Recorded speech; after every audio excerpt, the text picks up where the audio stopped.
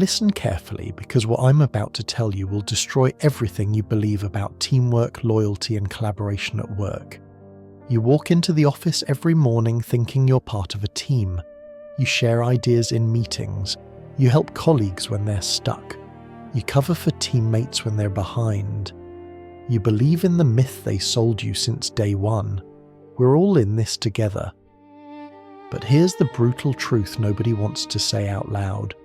Your team isn't your family. Your colleagues aren't your friends. And that coworker smiling at you right now, they're measuring how quickly they can climb over your back to get the promotion you both want. Every single person sitting in that conference room with you is your competitor. Not your ally, not your partner, your direct competition for resources, recognition, and money. They smile because strategy demands it. They help you because optics require it. But make no mistake, when the opportunity comes to take what's yours, they won't hesitate. Machiavelli understood something most people spend their entire careers denying. In any system with limited rewards, cooperation is temporary, competition is permanent, trust is the weapon the ambitious use against the naive. You think I'm being cynical? You think this is too dark, too negative, too harsh? Then explain why the person you trained last year just got the role you deserved. Explain why your brilliant idea from last month's meeting just became your manager's brilliant idea. Explain why you're still at the same salary while people who started after you are already 2 levels above. The game is being played whether you acknowledge it or not. The only question is whether you're playing to win or playing to be liked.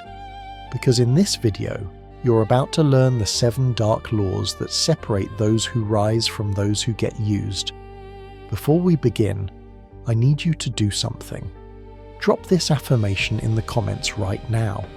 Competition over comfort. Say it. Mean it. Because after the next hour, you'll never look at your workplace the same way again. Shape you've been lied to since your first day of work. They sat you down in orientation and fed you the corporate fantasy. We value collaboration. We promote from within. We reward team players. We're building something together. Beautiful words. Complete manipulation. Here's what they're really teaching you. Lower your defenses. Share your strategies. Trust your colleagues. Make yourself vulnerable. Why? Because vulnerable employees are controllable employees. Employees who trust blindly are employees who don't compete effectively. The system doesn't want you to understand the real structure of work. It needs you to believe in teamwork, because teamwork keeps you focused on helping others instead of advancing yourself. It needs you to value collaboration, because collaboration means you'll share credit instead of claiming it. It needs you to trust your team, because trust makes you predictable, manageable, and easy to outmaneuver. Think about the language they use: team player, collaborative spirit, supporting your colleagues. These aren't virtues. These are control mechanisms designed to make you sacrifice your advantage for the collective good.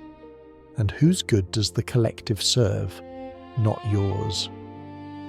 It serves the people who understand that work is competition disguised as cooperation. The uncomfortable reality is this: your company has a limited budget for promotions, raises, and opportunities. Limited. Not everyone gets rewarded. Not everyone advances. Not everyone wins. So when they tell you to be a team player, what they're really saying is, don't compete too aggressively, don't make waves, don't upset the others, stay in your lane and we'll decide who gets ahead. But here's the part that should make you angry. While you're playing by these rules, while you're being the good team player, someone else is playing a different game entirely.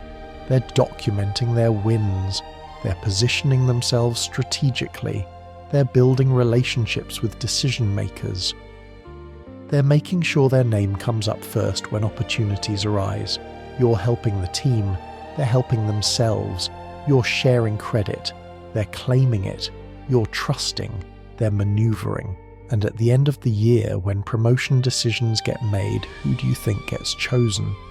The person who made everyone comfortable or the person who made themselves invaluable? The system keeps you weak by making you think strength is selfish.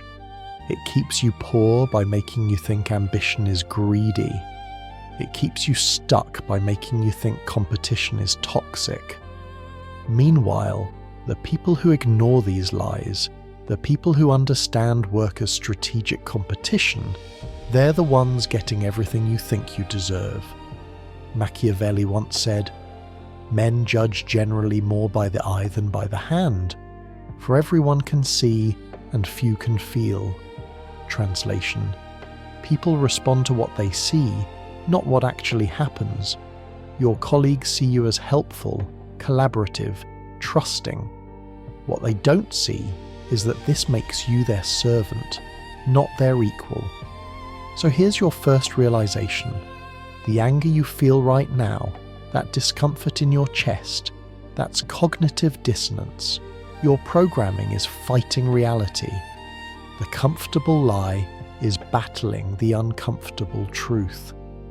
But you need to let the truth win, because the truth is the only thing that will set you free. Write this affirmation in your notes right now. I see the game clearly. Now let's talk about the 7 laws that will transform you from someone who gets used into someone who can't be touched. Think about how you operate in team meetings.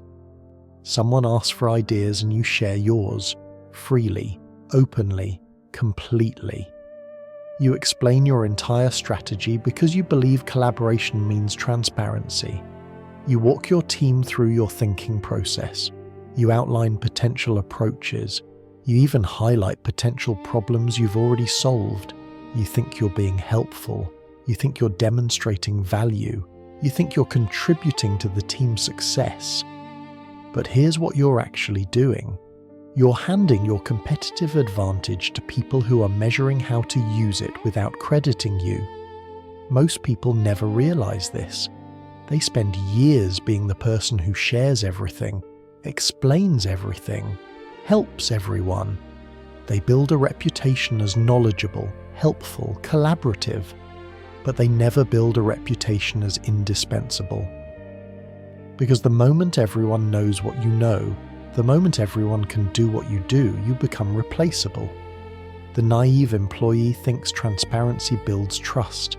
The strategic employee knows transparency destroys leverage. Let me put a number on your openness.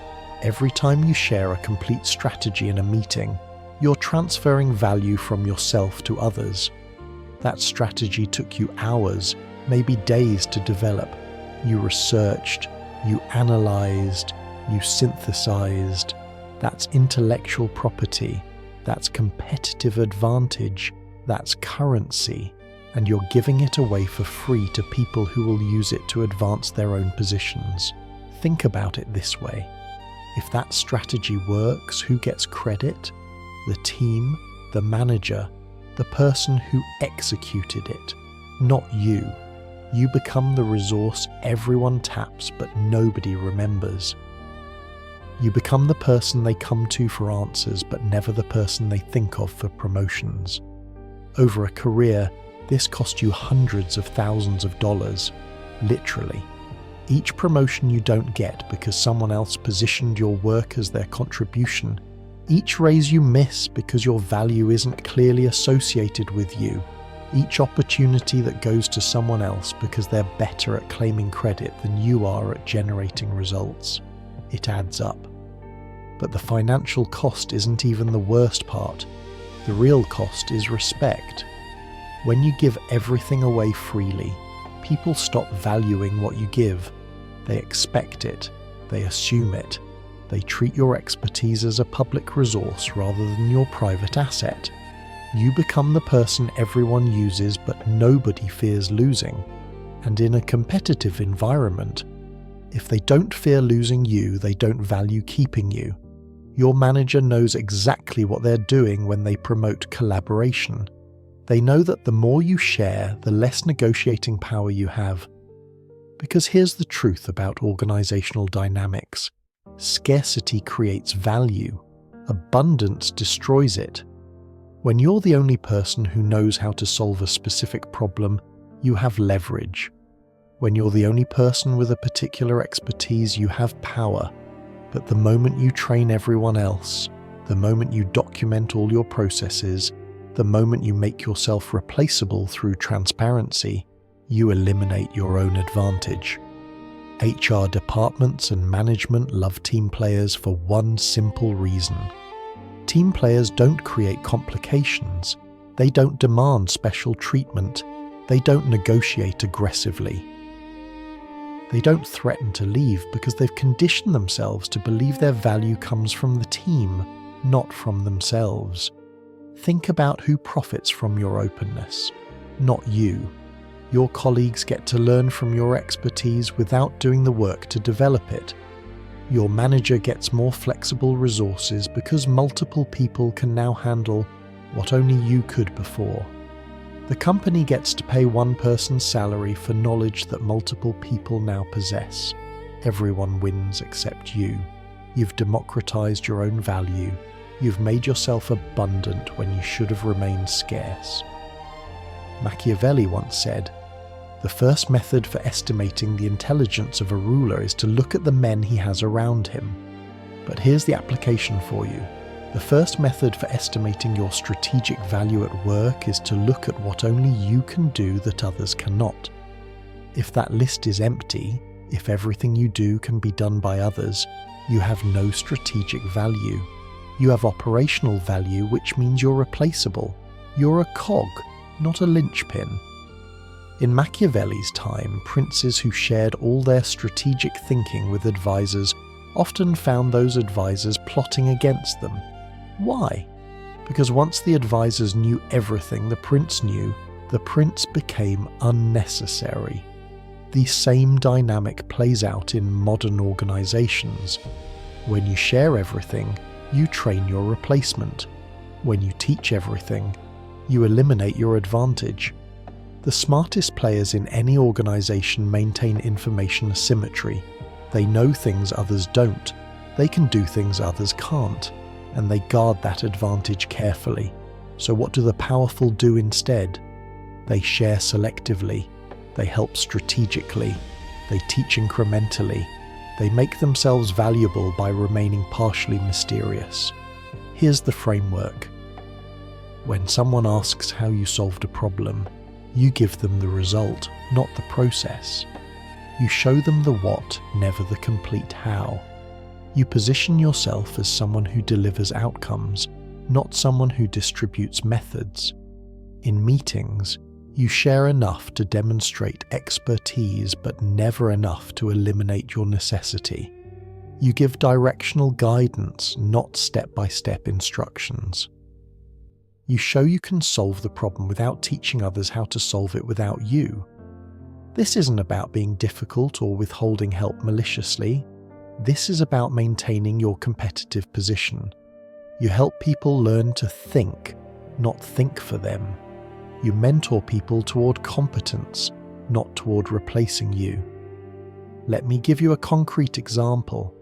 Someone asks you how you built that model that saved the company thousands. The naive response. You walk them through every formula, every assumption, every data source. You essentially give them the ability to replicate your work independently. The strategic response. I analysed the cost structure and identified 3 leverage points.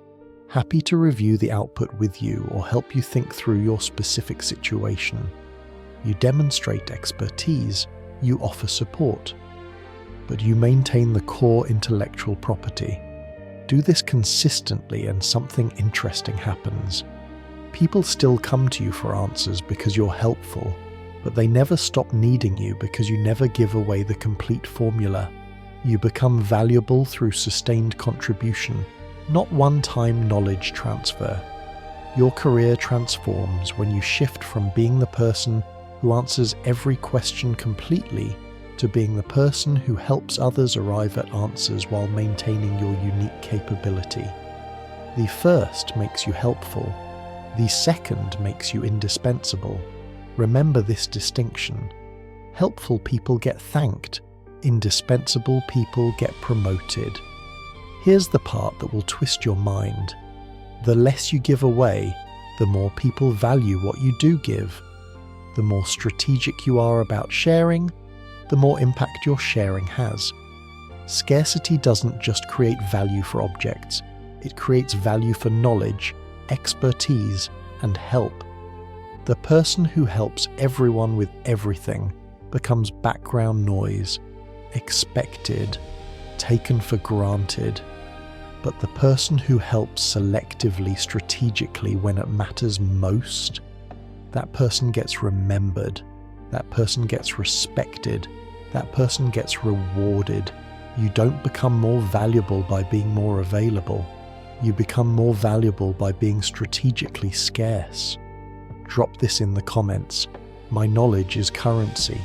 Watch what happens in your next project meeting. The manager asks who wants to lead the new initiative. Your colleagues all suddenly get very interested in their phones. Nobody volunteers. Why? Because leadership means visibility, which means risk. It means accountability, which means potential failure. It means work, which means less time for comfort. So what do most people do? They wait. They hesitate. They hope someone else volunteers so they can contribute without leading. They want the safety of the team without the exposure of the front position. They've convinced themselves this is wisdom, that letting others lead first is strategic patience. It's not wisdom. It's fear disguised as humility. It's risk avoidance disguised as team orientation. And it costs them everything. Think about how credit flows in organizations. It doesn't flow to the people who did the most work. It doesn't flow to the people who had the best ideas. It flows to the people who are visible, vocal, and associated with outcomes. Leadership positions give you visibility. Visibility gives you credit. Credit gives you advancement. When you avoid leadership because you want to avoid risk, you're also avoiding the only real path to recognition. You're choosing safety over strategy, comfort over advancement, invisibility over influence.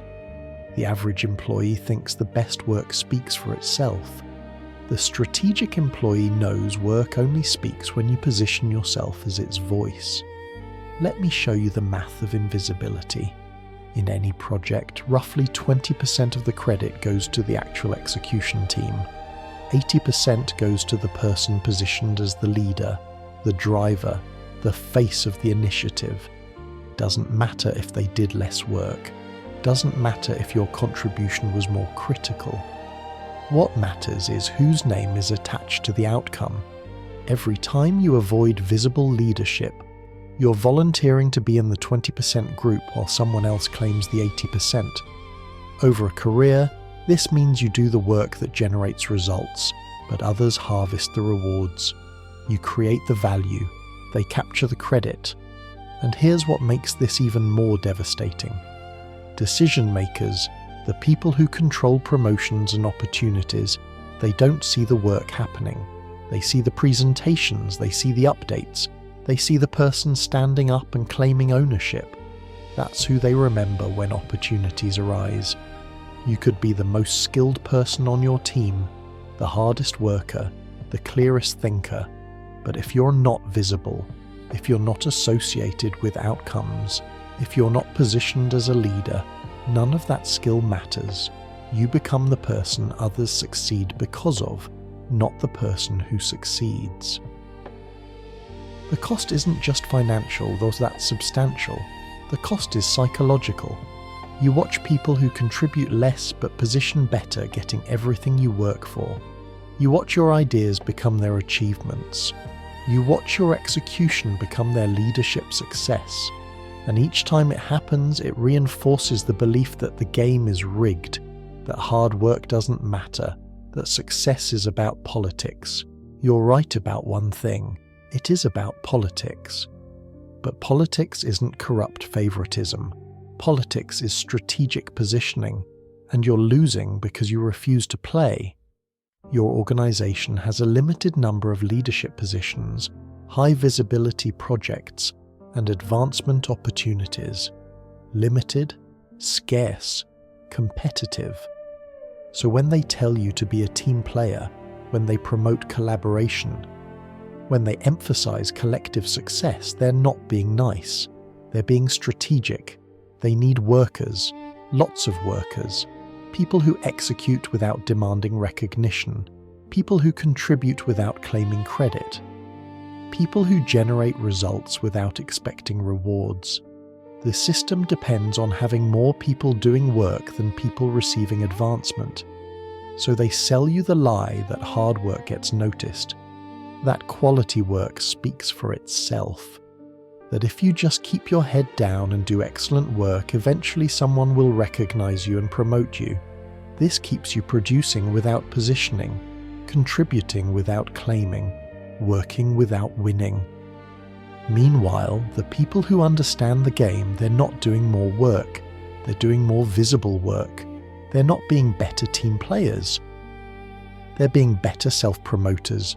They're not waiting to be noticed. They're making themselves impossible to miss. And here's the darkest part. Your humility, your reluctance to claim credit, your focus on being a good team player, these aren't virtues. These are submission signals. You're telling decision makers that you're content being support, that you don't need recognition, that you're not competing for leadership positions. They take you at your word. They put you in support roles. They use you to make others successful, and they promote the people who signal the opposite. I want visibility. I deserve credit. I'm ready for leadership. Machiavelli once said, "The lion cannot protect himself from traps, and the fox cannot defend himself from wolves." One must therefore be a fox to recognize traps and a lion to frighten wolves. Translation for your career. You need fox-like intelligence to recognize that invisibility is a trap, and lion-like courage to claim visibility despite the discomfort. The trap is the belief that good work gets rewarded automatically.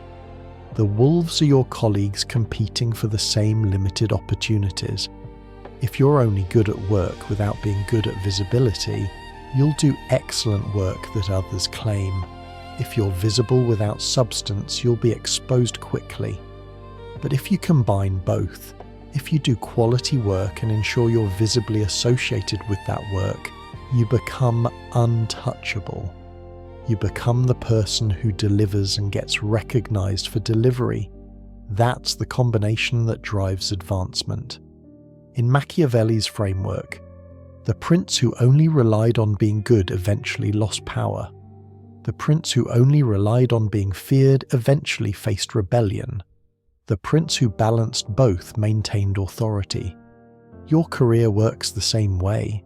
Competence without visibility gets you used. Visibility without competence gets you exposed. Both together gets you promoted. So what do powerful players do differently? They volunteer for visible projects. They position themselves as leaders even when it's uncomfortable. They associate their names with outcomes explicitly and repeatedly. They understand that career advancement is a marketing problem, not just a performance problem. Here's your new framework. Every project is an opportunity to increase your visibility, strengthen your positioning, and associate your name with success. Every meeting is a stage. Every update is a branding moment. Every interaction with decision makers is a chance to reinforce your value.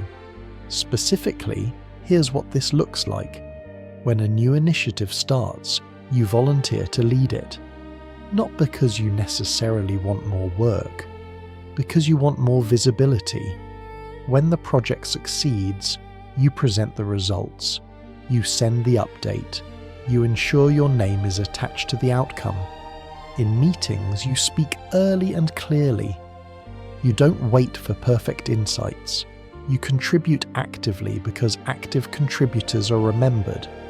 You ask strategic questions that demonstrate your thinking. You offer perspectives that position you as someone who sees the bigger picture.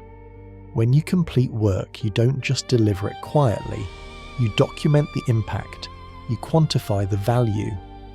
You communicate the outcome to relevant stakeholders. You make sure the connection between your effort and the result is explicit and undeniable. This isn't arrogance. This isn't self-promotion divorced from substance. This is ensuring that your substantial contributions receive appropriate recognition.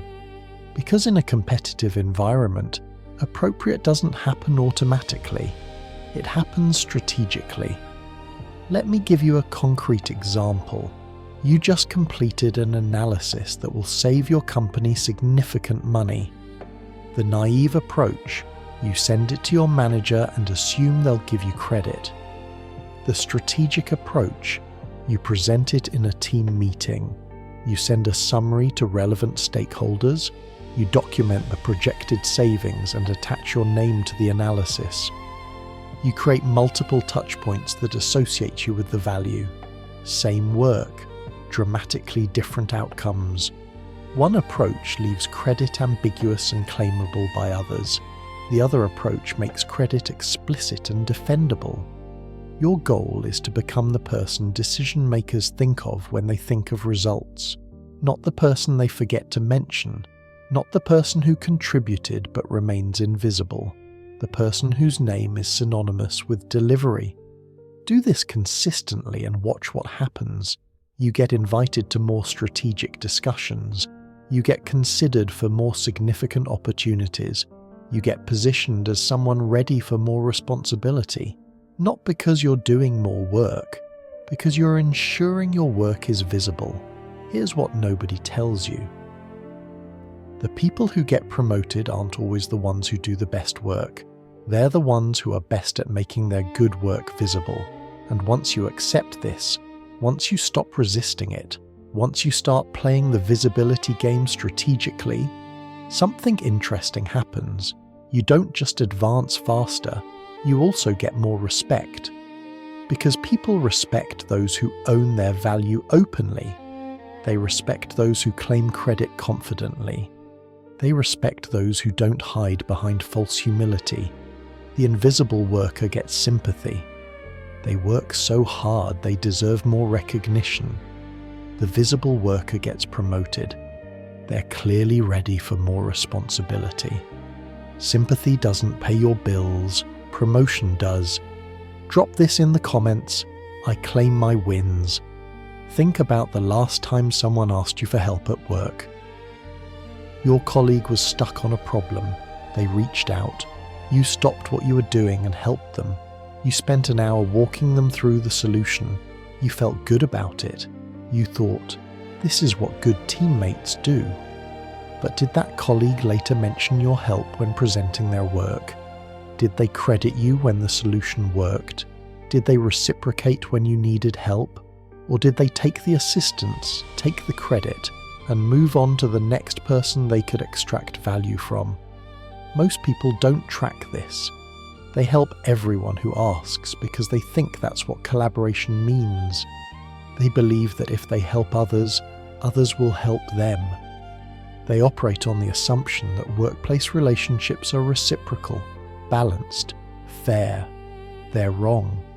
Workplace relationships are transactional, strategic, often one-sided, and the person who helps everyone without distinguishing between those who reciprocate and those who extract is the person who ends up drained, depleted, and disappointed. The naive employee helps everyone equally. The strategic employee helps selectively, only those who return value. Every time you help someone who doesn't reciprocate, you're not just wasting time, you're teaching them that your time is free, that your expertise is unlimited, that your assistance comes without expectation. You're training them to see you as a resource to be used rather than appear to be respected. Let me quantify this for you. If you spend 2 hours per week helping colleagues who never help you back, That's 100 hours per year. 100 hours of your expertise, your thinking, your problem-solving capability given away to people who harvest your value without returning any. What could you do with 100 additional hours per year?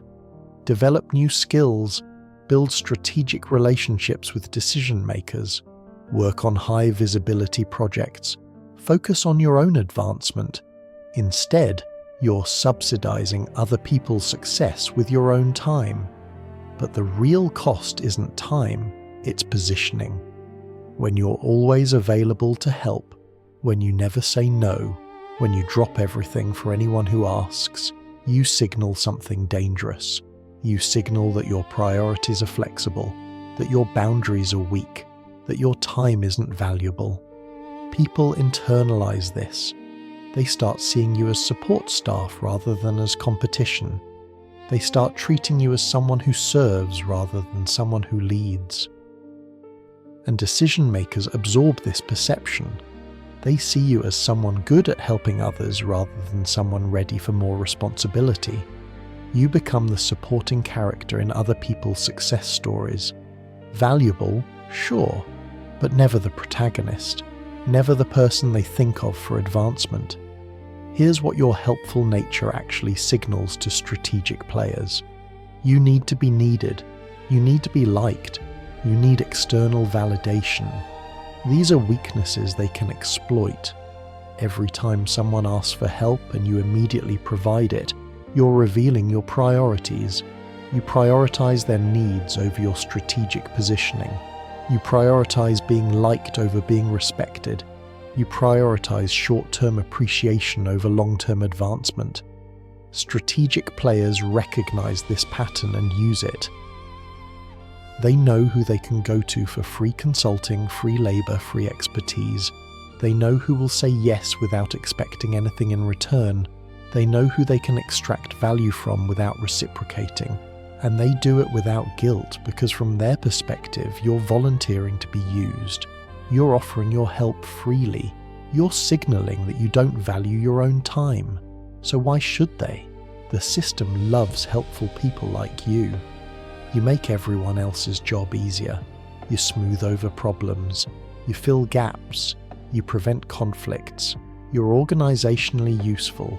But usefulness and advancement are different things. You can be useful for 20 years and never get promoted because useful people are too valuable where they are. Machiavelli once said, "Benefits ought to be conferred little by little, so that they may be better enjoyed." But most people misunderstand this. They think it means be stingy. It doesn't. It means be strategic about when and how you help. When you help everyone all the time, your help loses value. It becomes expected, assumed, taken for granted. But when you help selectively, when you ensure that each instance of help is meaningful and remembered, each instance carries weight. Applied to your workplace, don't be the person who helps everyone with everything. Be the person who helps strategically, who helps those who reciprocate, who helps in ways that create obligation and memory. In Machiavelli's time, princes who granted favours constantly found those favours forgotten. But princes who granted favours strategically, who made each favour significant, who ensured favours created obligation, maintained loyalty and influence. Your help is a currency. Spend it wisely. Invest it where it returns value. Hoard it when it would be wasted. Protect it from those who would take without giving back. So what do powerful players do instead? They help selectively. They distinguish between strategic relationships and extractive relationships. They track reciprocity. And they cut off those who only take. Here's the framework. When someone asks for help, before you say yes, ask yourself 3 questions. Has this person helped me before? Is this person capable of helping me in the future? Will helping this person create strategic value for me? If the answer to all 3 is no, you don't help. You're polite, you're professional, but you're not available. I'm focused on my own deadline right now. I don't have bandwidth this week. Let me think about it and get back to you. These phrases protect your time without creating conflict.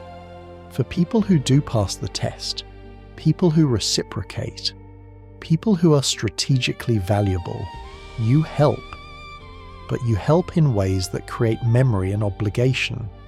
You help visibly so others see you helping. You help in ways that require them to acknowledge your contribution. You help in ways that create explicit debt. Let me give you a concrete example. Someone asks you to review their presentation. The naive response, you spend an hour making it better and send it back. The strategic response, happy to help. I'll review it and we can schedule 30 minutes to discuss my feedback. This ensures your help is acknowledged, creates face time, and makes your contribution explicit. Track reciprocity explicitly, not in a cold, calculating spreadsheet way. Just mentally note who helps you back and who only extracts. Over time, patterns emerge. Some people return value, others only consume it. Adjust your availability accordingly. And here's the part that feels uncomfortable but transforms everything. Get comfortable saying no. No, I can't help with that. No, I don't have time. No, that's not my priority right now. Each no protects your strategic position. Each no teaches people that your time has value. Each no forces others to solve problems themselves instead of outsourcing them to you. You'll worry that saying no damages relationships. It doesn't. It changes relationships. The extractive people will get frustrated and find someone else to use. Good. Let them go. The reciprocal people will understand and continue engaging strategically. Better. Keep them close. Do this consistently and watch your positioning shift. You stop being the person everyone uses and start being the person people respect. You stop being endlessly available and start being strategically valuable. You stop being support and start being leadership. Here's the twist that breaks most people's brains. The less available you are, the more people value your help when you do give it. The more selective you are, the more impact each instance of help creates. Scarcity of assistance increases the value of assistance. The person who helps everyone becomes background noise, expected but not appreciated. The person who helps selectively becomes memorable, valued, respected. You don't build influence by being everyone's helper. You build influence by being strategic about who receives your help and when. Drop this in the comments. My help is selective. Walk into any office and you'll see them. The people who never disagree. The ones who nod at everything the manager says. The employees who smile and say, "Great idea," even when the idea is obviously flawed. They think they're being diplomatic, professional, team-oriented. They're actually being invisible. Most people are terrified of conflict at work. They avoid disagreement because they think disagreement creates enemies. They stay silent when they see problems because speaking up feels risky. They go along with bad decisions because objecting might make them look difficult. This strategy has a name: strategic invisibility. You stay safe by staying silent. You avoid conflict by avoiding positions. You protect yourself by never standing out. And it works, in the sense that you never get fired for being too agreeable, but you also never get promoted for it. Because agreeable people are forgettable people. They blend into the background.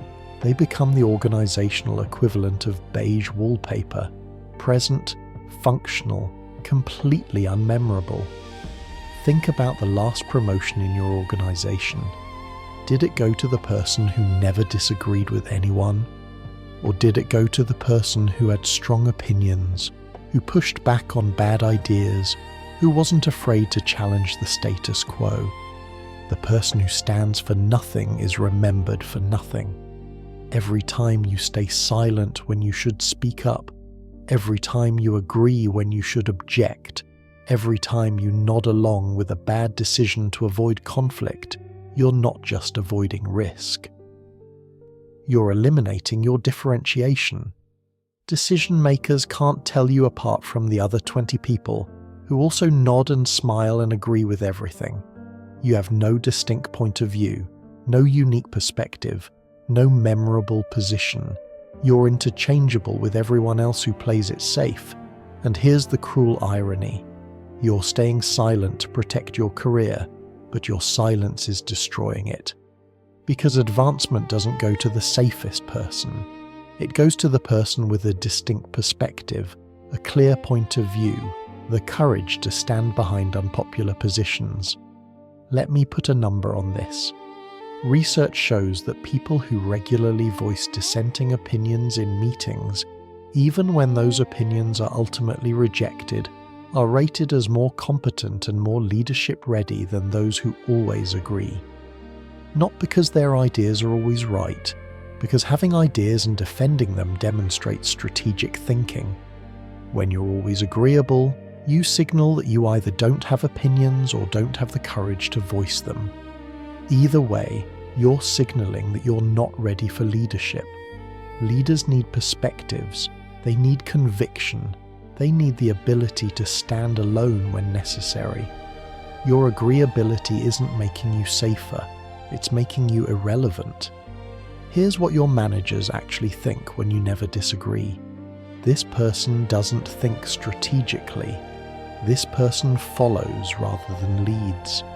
This person is good for execution but not for strategy. They're not consciously articulating this, but they're absorbing it. Every meeting where you nod along, every discussion where you add nothing distinctive, every decision where you offer no pushback reinforces this perception. And here's what's really happening. Your silence isn't protecting you from risk. It's actually creating risk. Because when you never voice concerns, when you never flag problems, when you never challenge bad ideas, you become complicit in failures. When the bad decision you didn't object to creates problems, you don't get credit for avoiding blame. You get blamed for not speaking up. The system uses your agreeability against you. They want yes men during decision making because yes men make decisions easier. But when those decisions fail, suddenly everyone wishes someone had raised concerns. Guess who gets blamed? The people who were there and said nothing. You think silence protects you. Actually, strategic disagreement protects you. Because when you voice concerns professionally, when you flag risks clearly, when you offer alternative perspectives respectfully, you create a record. You demonstrate thinking. You position yourself as someone who sees problems before they become catastrophic. Machiavelli once said, "The first method for estimating the intelligence of a ruler is to look at the men he has around him." But flip this. The first method for estimating your intelligence is whether leaders want you around them specifically for your perspective. If they want you around because you're agreeable, you're decoration. If they want you around because you see what others miss, you're valuable. In Machiavelli's framework, princes surrounded by yes men made catastrophic decisions because no one told them the truth. Smart princes cultivated advisors who would tell them uncomfortable truths. Those advisors had job security because they provided unique value. Your value at work increases the moment you become the person willing to voice what others won't. Not because you're contrarian, because you're strategic enough to see problems and courageous enough to speak up. So what do powerful players do differently? They disagree strategically. They voice concerns professionally. They challenge bad ideas respectfully. They take positions even when it's uncomfortable. And they become memorable because they have substance. Here's the framework. In meetings, when you see a flaw in logic, speak up.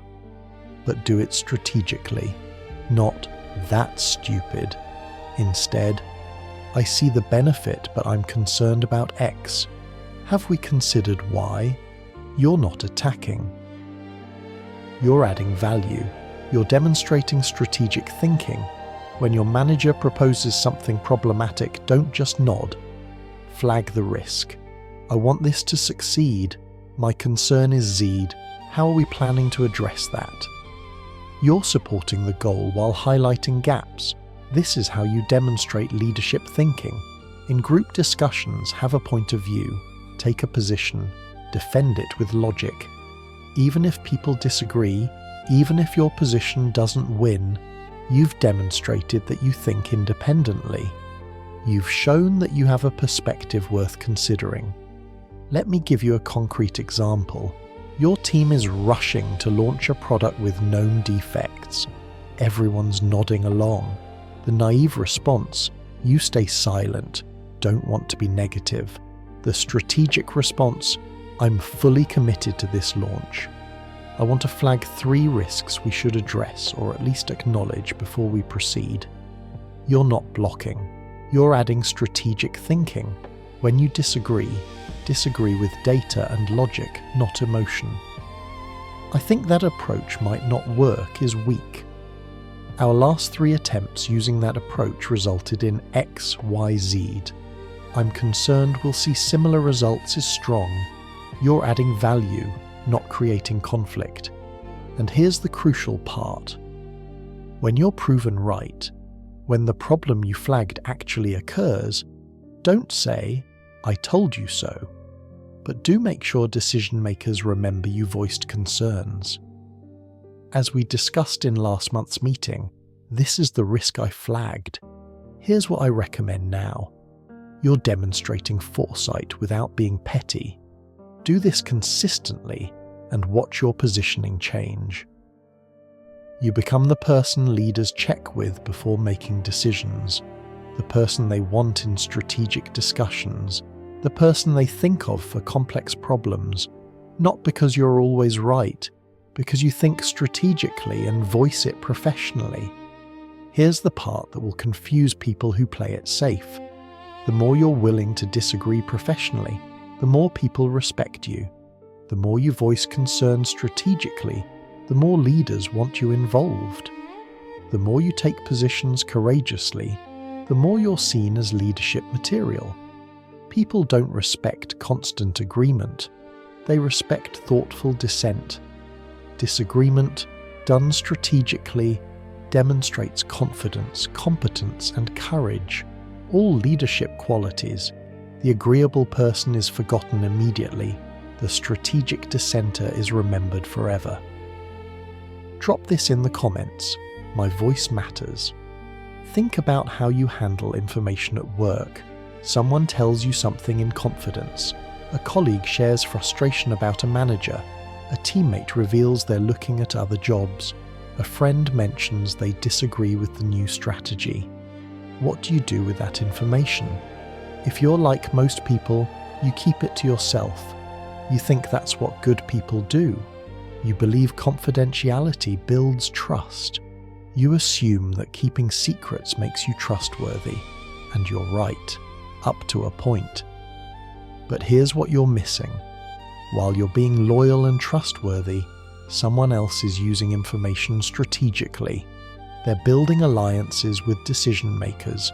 They're positioning themselves through strategic information sharing.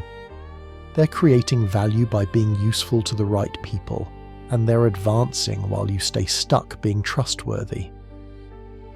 The naive employee hoards information thinking it makes them valuable. The strategic employee shares information selectively, making themselves influential. There's a difference between being a gossip and being strategically informed. Gossips share everything with everyone. Strategic players share valuable information with powerful people. Most people never learn this distinction. They either share nothing and remain isolated, or they share everything and become untrustworthy. Neither strategy builds influence. Every piece of valuable information you keep completely to yourself is a missed opportunity to build strategic relationships.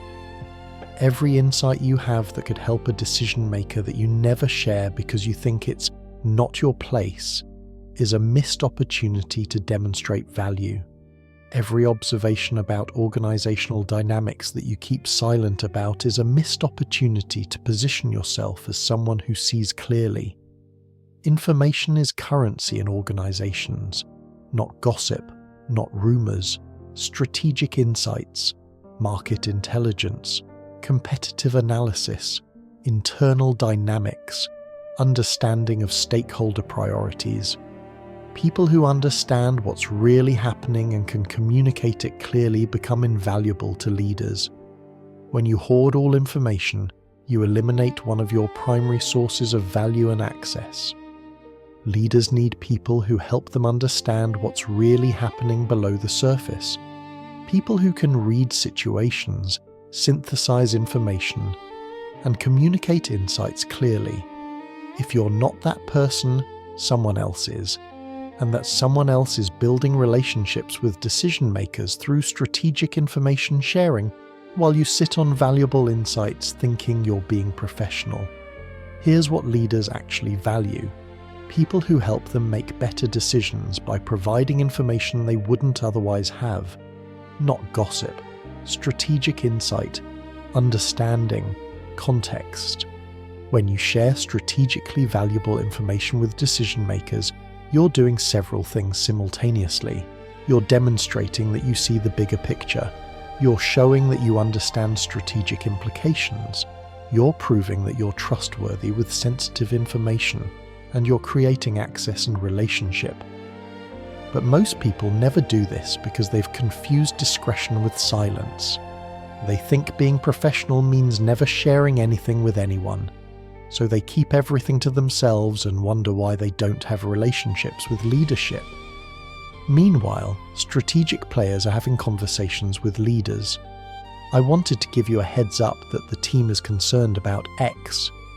I'm noticing a pattern in client feedback that might be relevant to your decision on Y. I thought you should know that Z is creating friction that could impact the project. These aren't gossip. These are strategic insights delivered to people who can act on them. This is how you become valuable to leadership. This is how you build access. This is how you get remembered. Machiavelli once said, "A prince ought to take care never to associate with someone more powerful than himself, except in case of necessity." But the modern application is different. Associate with powerful people by making yourself valuable through strategic insight. In Machiavelli's time, value came from military strength, territorial control, strategic alliances. In modern organizations, value often comes from information. Who understands what's really happening? Who can read between the lines? Who can provide context that helps leaders make better decisions? When you position yourself as someone who sees clearly and communicates strategically, you become someone powerful people want access to. Not because you're powerful yourself, because you help them be more effective in their power. So what do powerful players do differently? They distinguish between gossip and strategic insight.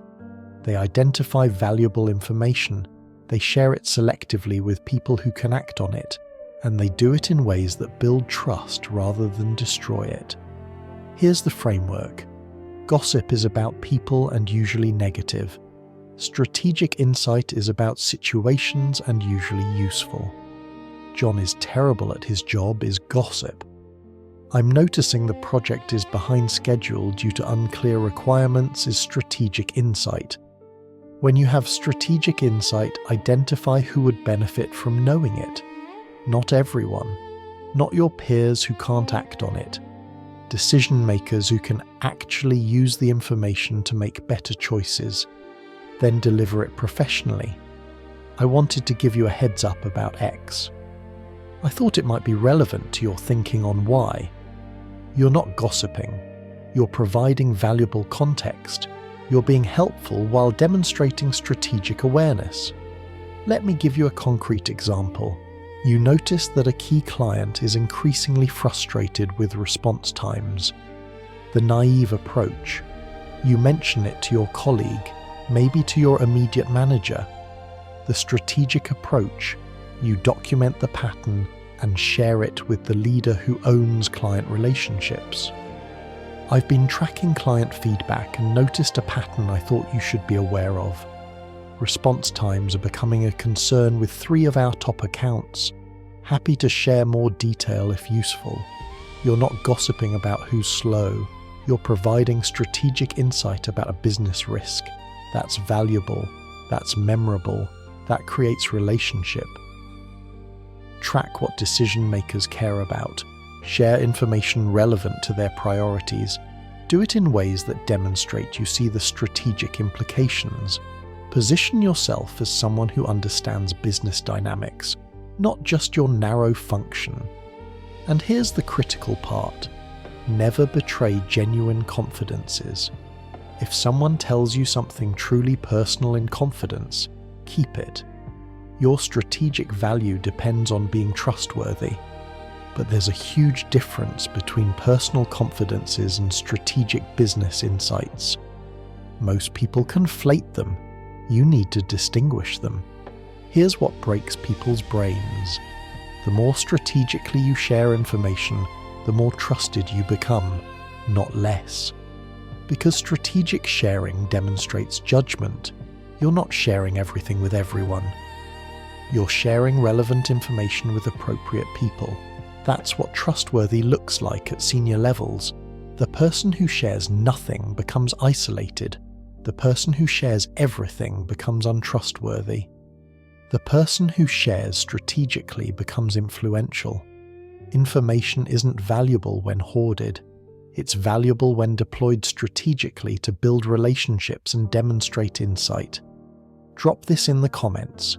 Information is influence. Think about how you respond when someone challenges you at work. Your colleague questions your analysis in a meeting.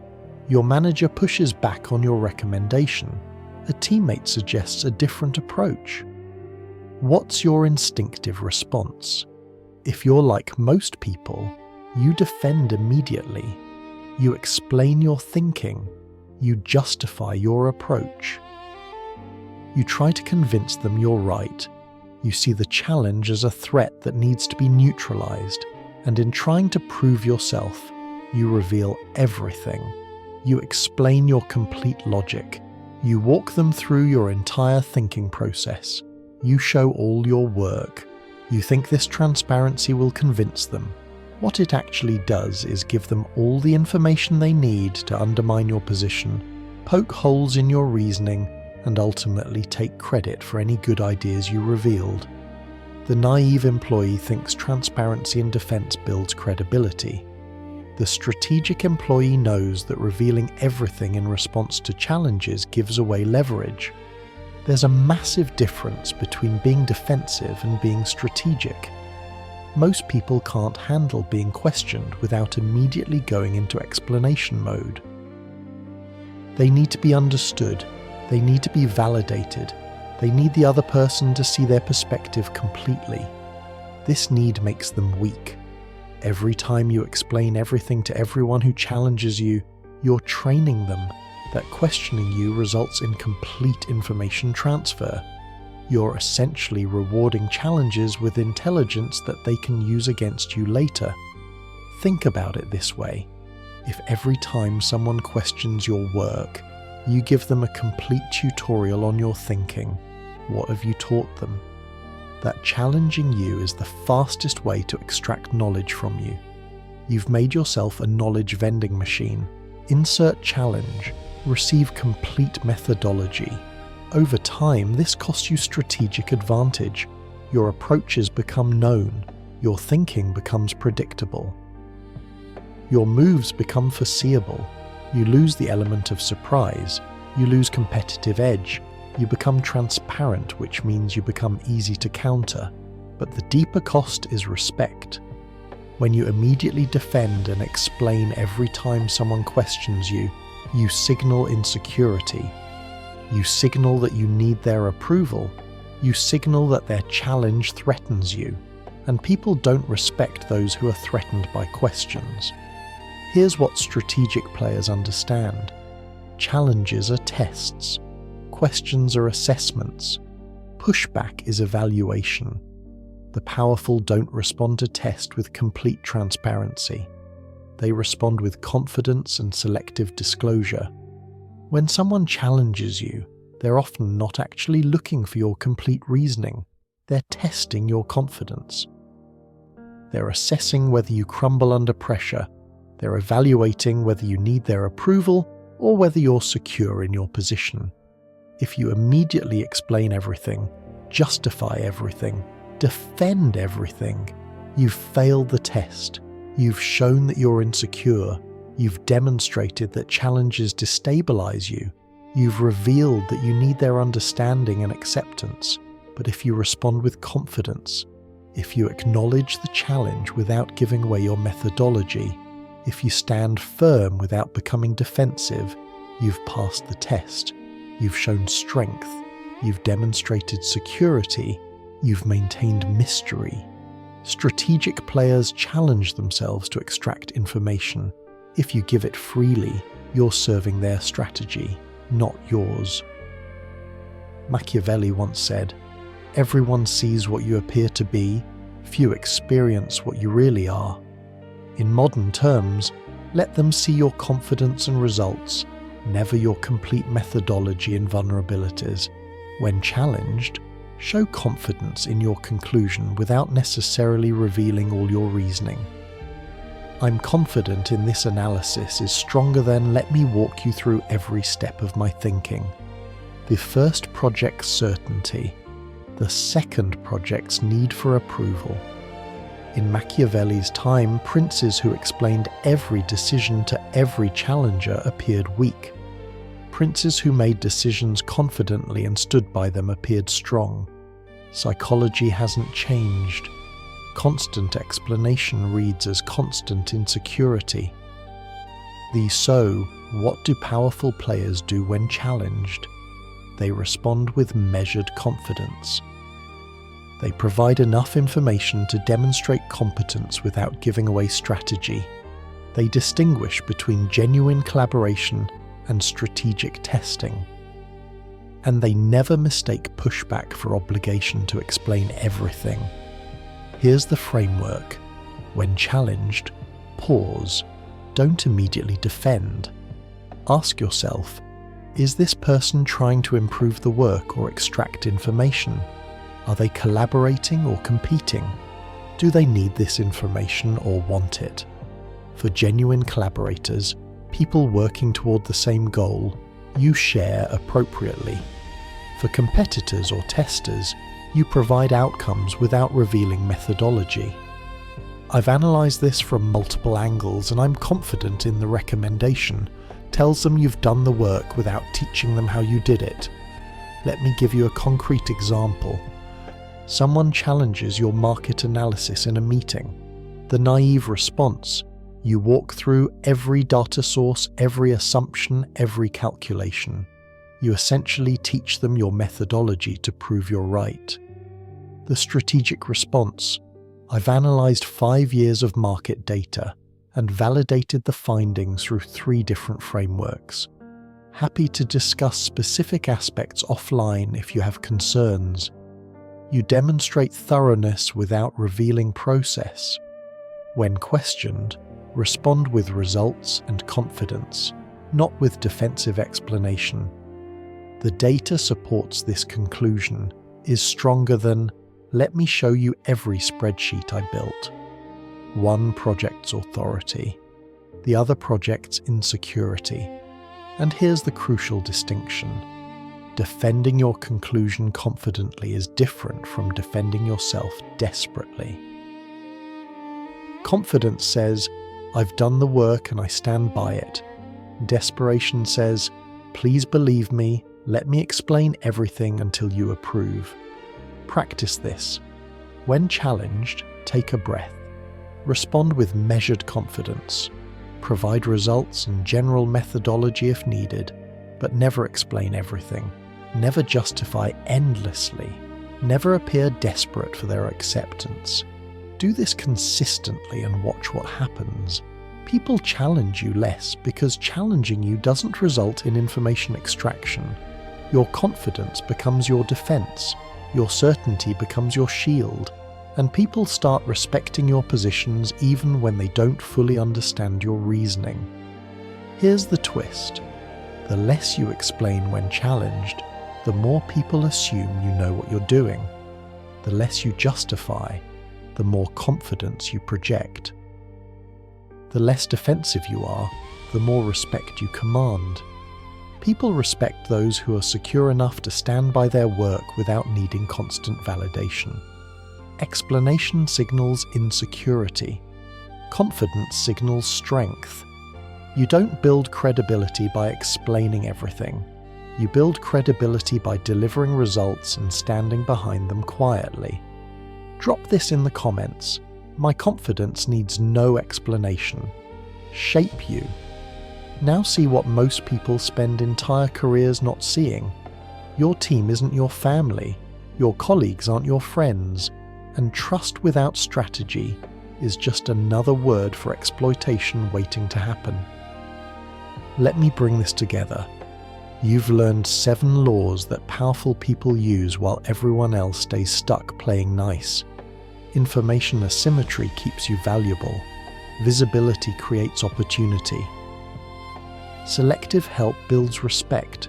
Strategic dissent demonstrates leadership. Information sharing creates influence. Confident defense maintains power. These aren't personality traits. These are strategic choices. Decisions you make every single day about how you position yourself, how you use your resources, how you build your career. Right now, today, you can decide to start playing strategically instead of playing nice. Think about tomorrow morning when you walk into work. Someone will ask for your help. Before you automatically say yes, you'll remember Law 3. Is this strategic? Will they reciprocate? Or are they extracting?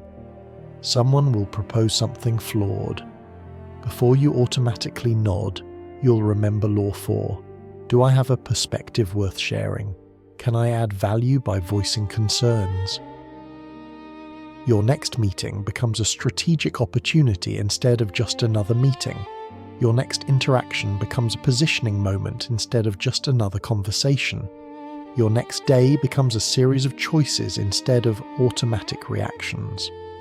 But here's what I need you to understand. Knowing these laws doesn't help you.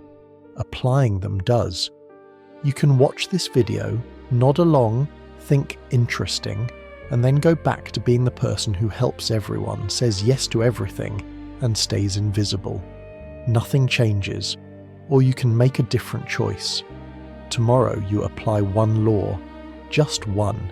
You volunteer for visible work. You say no to someone who only extracts.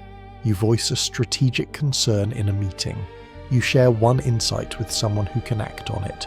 One law, one day, one choice. Then the next day, you do it again. And the day after that. And slowly, gradually, your positioning shifts. People start treating you differently. Not because you changed who you are, because you changed how you position yourself. Machiavelli once said, "It must be considered that there is nothing more difficult to carry out, nor more doubtful of success, nor more dangerous to handle, than to initiate a new order of things."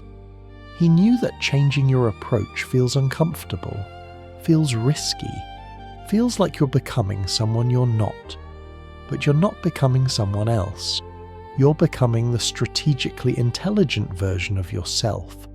The version that doesn't get used. The version that doesn't stay invisible. The version that understands that work is competition, and competition requires strategy. 2 people will show up to work tomorrow. One will keep playing by the old rules, helping everyone, trusting blindly, staying invisible, being nice without being strategic. That person will be in the same position next year, wondering why others advance while they stay stuck. The other person will play by the new rules. They'll be selective with help, strategic with visibility, careful with trust, confident in voice. That person will look back in 6 months and barely recognize their old position because they'll have moved so far beyond it. Which person are you choosing to be? Because make no mistake, this is a choice, not a personality type, not a fixed trait, a daily decision about how you show up, how you position yourself, how you play the game. If this video changed how you see your workplace, do 3 things right now. 1. Like this video so others find it. 2. Share it with someone who's tired of being overlooked despite doing great work. 3. Subscribe to this channel for more strategies that others won't tell you. But most importantly, drop this final affirmation in the comments. I play to win, not I hope to win, not I wish to win, I play to win. Because hope and wishes change nothing. Strategy changes everything. The game is already happening. Your colleagues are already positioning. Your competitors are already maneuvering. The only question is whether you're playing strategically or playing nice. Nice people finish last because nice people don't finish at all. They serve, they support, they stay stuck. Strategic people finish first because they understand that career advancement is a competition disguised as collaboration. They see the game beneath the game. They play to win while others play to be liked. Your choice defines your outcome. Your strategy determines your future. Your positioning creates your results. The competition starts tomorrow morning. Actually, it started years ago. You're just now seeing it clearly. So what are you going to do about it? Make your choice. State your commitment. Take your first strategic action tomorrow. The powerful don't wait for permission. They claim what they want through strategy, positioning, and relentless focus on outcomes. You're either powerful or you're support. You're either a player or you're a piece on someone else's board. Decide which you are, then act accordingly. Welcome to the game. Now, play to win.